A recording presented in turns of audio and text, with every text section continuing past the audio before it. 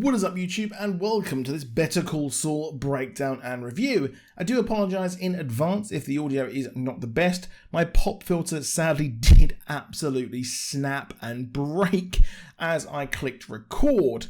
I hope to get a new one ready for my Halo video on Thursday and my breakdown and ending explained of everything everywhere all at once, which I will be dropping on this Friday as I'm going to go see it tonight, which I'm very, very excited for.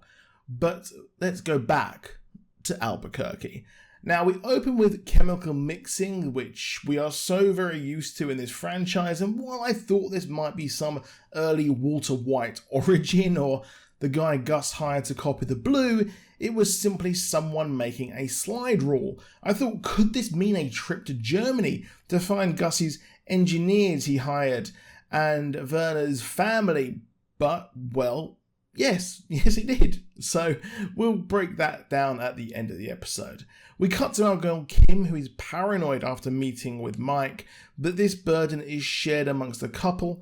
And we also have Gus himself, who is unsettled by the final bit of business he needs to do before he becomes the drug empire kingpin we know from Breaking Bad.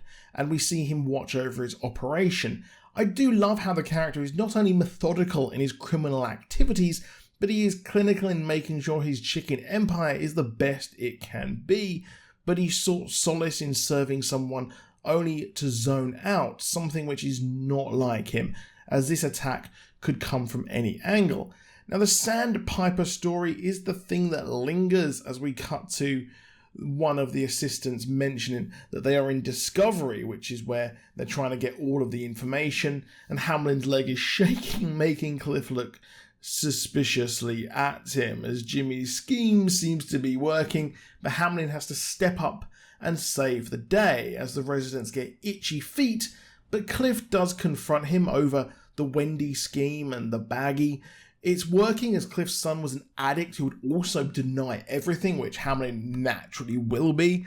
But Hamlin learns that, well, yes, Cliff is meeting Kim, and he knows it's slipping Jimmy. He means business as he cancels his whole week to take on Jimmy. But we head to the law offices there, which is a thriving population-wise, but it's a total dump, a far cry away from that like rotunda thing he had in Breaking Bad. Yes, Breaking Bad. He's desperate as he gets a secretary we saw earlier in the show, and well, he has to offer her double plus the salary and a signing bonus, but she does sign on in the end. However, we do actually cut to Kim as she meets a former associate who's shocked that Kim walked away to help the little guy. We cut to Jimmy making a house call for a Mr. Ward. It turns out to be, it's Howard. H.O. Ward. Brilliant.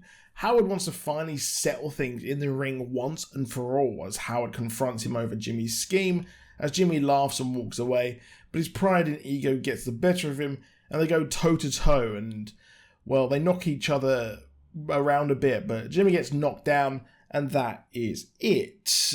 And it's not over for Jimmy as he's now being private investigated. With Jimmy returning to Kim, weirdly she didn't seem angry. She thought that this shiner is going to work for him. The tagline, "I'll fight for you," is perfect.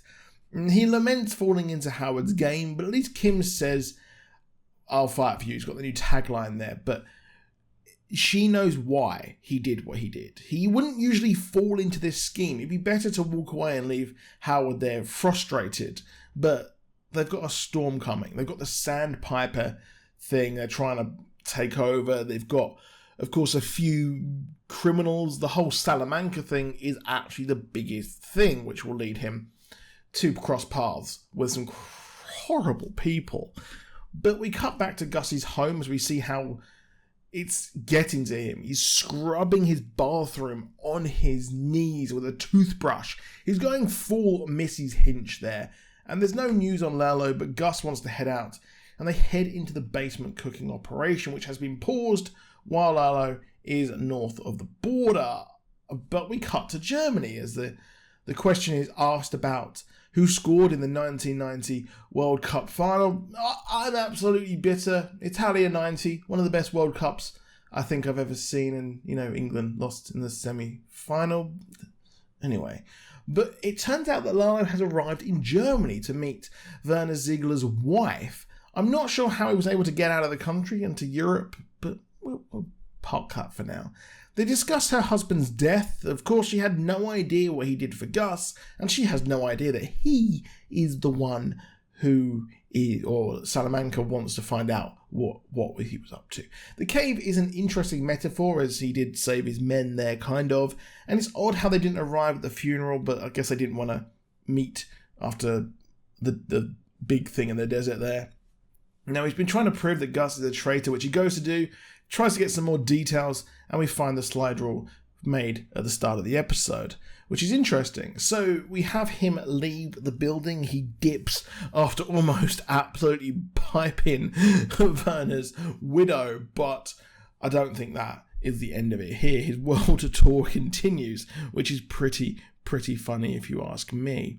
But, well, I thought this was a decent episode. It served a purpose, but hopefully we will be getting some more kind of big moments coming up. Of course, the episode or the season is fairly long, so we're going to have like a part 1 and a part 2.